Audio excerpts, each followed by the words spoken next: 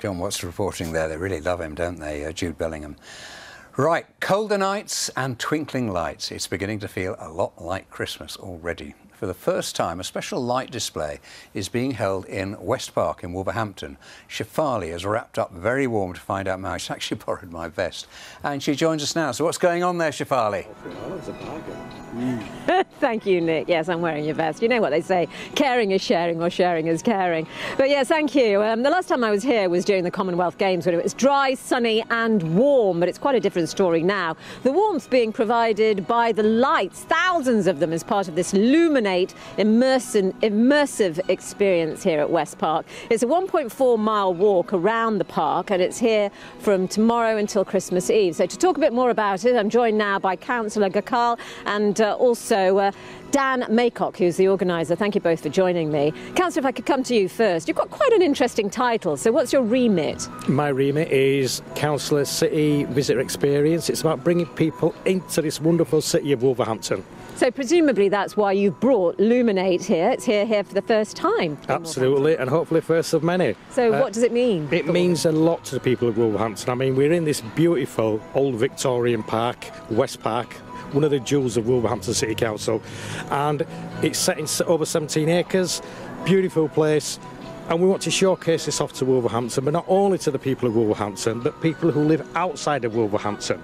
OK, well, thank you, Councillor. Dan, you're the organiser. How long did it take to put this together? Well, we've been here for about 10 days, about 20 guys all working full-time, but basically from January this year, really. OK, and how are ticket sales going? Going really well. We're really pleased with the demand so far, and I hope nights like this and people coming out and seeing it, demand will increase as well. OK, well, it costs £50 for a family ticket. That's a bit dear. Do you think you're excluding people? Well, I hope people think it's really good value, for a family to come out for the whole night and experience this. I think it's probably cheaper than the cinema last time I took my kids. So hopefully people think it's good value, and I know we're giving a lot of charity and good cause tickets as well, so we're trying to help those that can come as well. Everyone can come and enjoy it. Well, pardon the pun, but what's the highlight? Well, we're in a big tunnel now with 30,000 bulbs, which is really nice, but I think my highlights are the little interactive games you can play. We do a Simon Says one, and we do laser beams that kids can get involved with as well, so lots of little highlights. But the glass house as well is really magical here at West Park, and we've lit that really nicely as well. Yeah, I know. I've been to other Luminates in other parts of the region, but you use the natural features that are here, don't you? Absolutely. Well, thank you both very much for talking to me. I must get on with the weather because it's also very cold and I need to get into somewhere warm.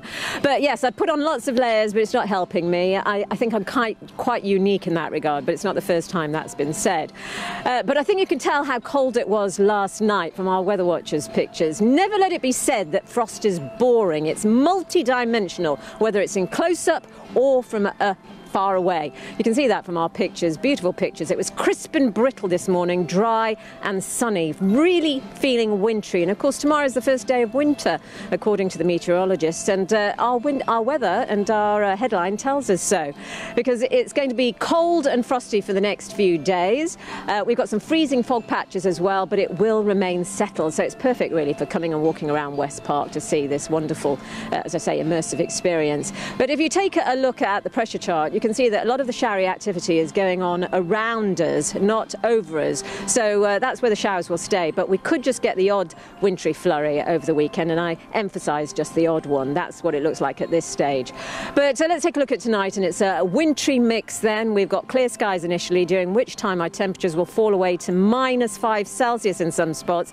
Now, last night our temperatures got down to -5.8 Celsius as Pershore and Worcestershire, and we were predicting -2. So seeing as we're predicting -5 tonight, I think it may even feel colder or be colder than that by the time we get to the morning. So there's a widespread frost on the cards, frosty start to the day tomorrow, but it is going to be dry and settled once again. Plenty of sunshine once any fog disperses and any cloud starts to break up.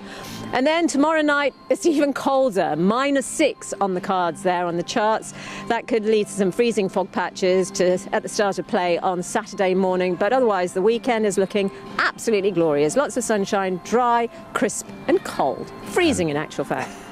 Perishing. Shefali, thank you. And all next week we're going to be focusing on Wolverhampton. We'll be bringing you stories from across the city, meeting some of Wolverhampton's unsung heroes, as well as finding out what stories matter most to those people living there. And there's loads more news on the brand new BBC Wolverhampton website, bbc.co.uk/Wolverhampton. That was the Midlands Today. Giles Latham's here at 10:30, the late update. Have a good evening, won't you? Bye for now.